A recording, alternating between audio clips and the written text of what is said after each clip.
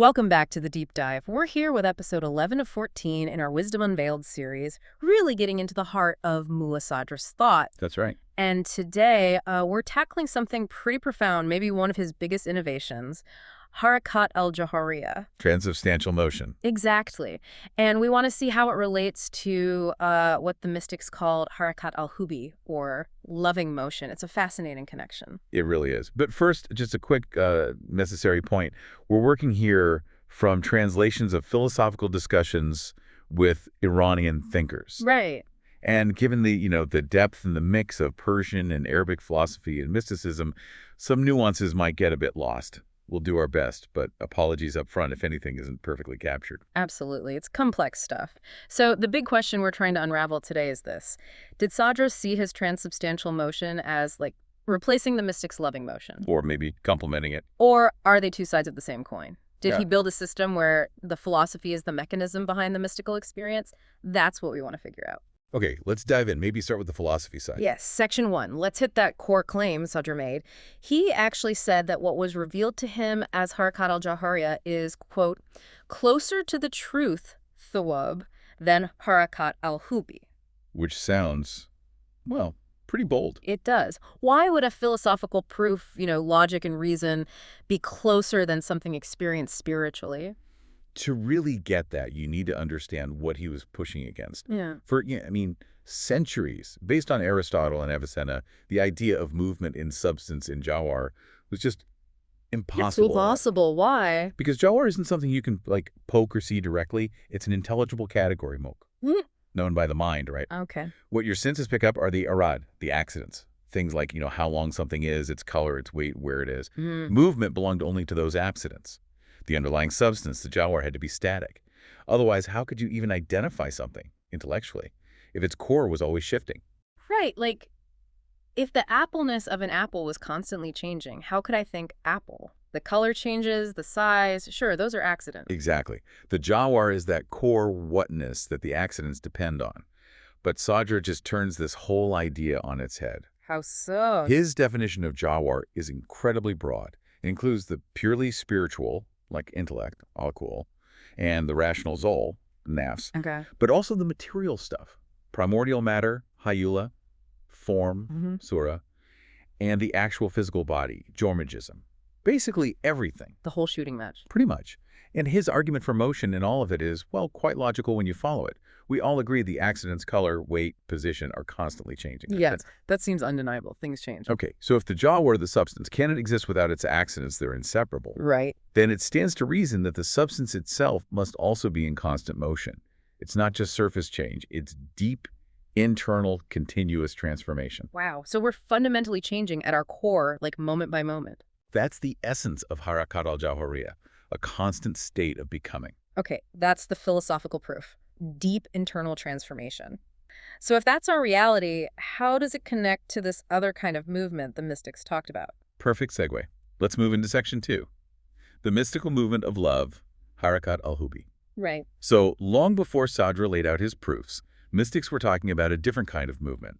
One driven by hub, intense love, or maybe better, intense craving. Hubby related to hub. Exactly. They used hubby specifically because the Qur'an uses hub to describe the strongest love for God, ashadahu ban lillah. Okay. And this isn't about moving from point A to point B. It's more like a restless spiritual excitement, a passion, a constant becoming fueled by this deep yearning. So movement as a state of the soul, a kind of inner restlessness. Precisely. And it's tied directly to beauty. Hosan, love, or hub, always attaches itself to beauty. Makes sense. But here's the key mystical insight. Divine beauty isn't static. It's constantly renewing itself, increasing. They called it ruzasun, like daily increasing beauty. So the target is always moving, always becoming more beautiful. Exactly. And if the object of your love, your intense hub, is forever renewing and intensifying, then you, the lover, can't possibly remain still either. You have to keep moving, striving, yearning, just to try and keep pace with that infinite beauty. So the philosophical necessity for change, Jawhariyyah, starts to sound like the spiritual drive for change, hubbi. You're starting to see the connection. And the classic example used to illustrate this Harakat al-Hubbi is the story of the prophet Joseph Yusuf, The Qur'an calls it Asan al-Qasas, the best of narratives. Right, the story of Joseph. How does it show this loving motion? Well, it perfectly demonstrates three kinds of hubby. First, there's Jacob's love, his father's love. It's shown in his intense, consuming grief over losing Joseph. His sorrow, his ozen, was this constant internal movement of yearning and pain. So intense, the Quran says, it turned his eyes white. It's exhausting, painful movement. A movement born from loss and separation, yeah. Then second, you have Zuleika's love. Yeah. This is pure passion, almost obsession. Right, her intense desire for Joseph. Her whole being was just consumed by it, restless, agitated, completely focused on him. It's a powerful, almost chaotic internal movement. Not fair. Okay, different kind of restlessness. And the third? The third is Joseph's love itself, and this is the key one. His love wasn't for another person ultimately, but for the divine proof, the Burhan al-Rab. Love directed towards God. Exactly. This is the highest form. It's stable, enduring, not subject to the painful exhaustion of Jacob or the chaotic passion of Zuleika. It's the perfect, constant striving towards the divine. And the mystics found this reality through their own inner journey, their suluk. Okay, wait. Let me circle back to Sadra's claim then, because it still feels a bit jarring. If the mystics, through years of suluk, experienced this profound truth of Harakat al-Hubbi, this beautiful striving towards divine beauty, why say his rational philosophical proof, Harakat al-Jawhariyyah, is closer to the truth? Isn't experience usually seen as deeper than logic? That's the million-dollar question, isn't it? And that takes us right into section 3, synthesis and the divine context of motion. Okay, let's connect the dots. Sadra's genius, really, is saying his Jawhariyyah isn't opposed to Hubbi. It's the very mechanism that makes Hubbi understandable and necessary within the structure of reality. He argues transubstantial motion aligns perfectly with something called Mayat al-Qayyumi. Mayat al-Qayyumi, that sounds important. What is it? It basically means God's constant, active, sustaining presence with all of creation. He connects it directly to that famous Qur'anic verse, Huwa ma'akum aina ma kuntum. He is with you wherever you are. Exactly. Now, think about that verse through the lens of Jawhariyyah. If we, creation, are fundamentally changing every single moment. Right, constantly moving from potential to act, always sort of not yet, nethanus. And God is always with us, sustaining us through that change. Then God's sustaining action can't be static either, can it? If the thing being sustained is constantly transforming, the sustainer must be dynamically involved in that transformation. Precisely. God has to, in a sense, move with us. Not that he changes his essence, but his action of sustaining must match our dynamic reality. And this leads to a really crucial distinction Sadra makes. Which is? God is stable, thabit, but he is absolutely not still sodden.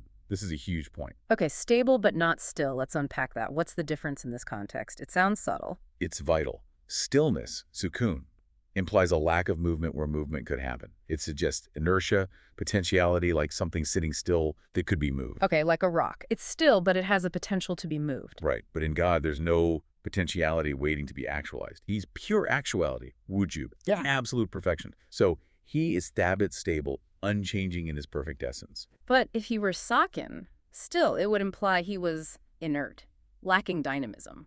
Like, he could be moved, but isn't. Exactly. That would imply imperfection or potential. God's movement, his dynamism, isn't about changing himself. It's about the constant, eternal manifestation, the tajalli of his infinite perfections. Like new expressions of his unchanging perfection. Think of paradise. The descriptions aren't of a static place. The joy, the beauty, it's said to be ever new, constantly renewed moment by moment. That's the divine flow, eternal stability expressed through continuous dynamic manifestation. Wow, okay, so Harakat al-Hubbi, that mystical loving motion, is actually our experience of that divine tajalli, that constant revealing of God's perfections. That's the synthesis. Our movement, Jawhariyyah, is takamuli. It's evolutionary. Yeah. We move from imperfection towards perfection, Kamal. We are striving. Right. God's movement, his hub aspect in relation to us, isn't takamuli because he's already absolute perfection. Yeah. His movement is the continuous appearance, Zur, of his infinite reality to us, perfectly synchronized with our own constant becoming. So, Sadra's proof, Jawhariyyah, is closer to the truth, not because it replaces the mystical insight, but because it provides the rational foundation. It shows why the structure of reality itself demands that constant divine presence and revelation, hubbi, that the mystics felt. You've got it. That's the core of his argument.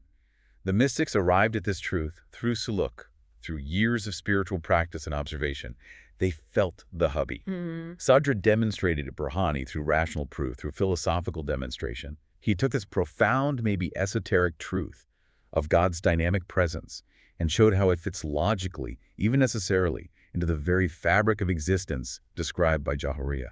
So his incredible achievement was building this philosophical architecture where continuous transformation, Jahuriyyah, is actually the mechanism for experiencing God's constant revelation, hubby.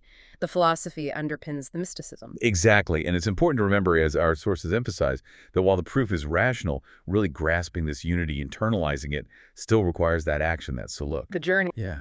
To really understand these deep truths, like huwa ma'akum, he is with you, or huwa al-akhir, he is the first and the last, you have to work on freeing yourself from the limits of time and just sensory input. The very things that philosophy was stuck in before Sadra pushed past them. Right.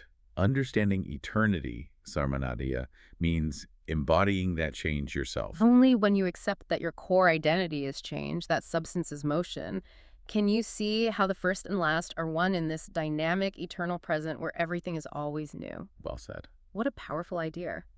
Mulla Sadra's Harakat al-Jawhariyyah tells you that your fundamental identity isn't fixed. It's continuous transformation, it's boundless becoming. So if you're defined by that ceaseless flow, maybe think about this. Where in your own life might you be holding yourself back? Defining yourself by a static snapshot, a past mistake, a job title, a fixed belief, instead of embracing the reality of your continuous, maybe even infinite becoming. You aren't just one frame in time, you're the whole motion towards that ever-renewing beauty. A profound thought to end on. Thank you for joining us for this deep dive into Mulla Sadra's Wisdom Unveiled. We look forward to continuing the journey with you next time.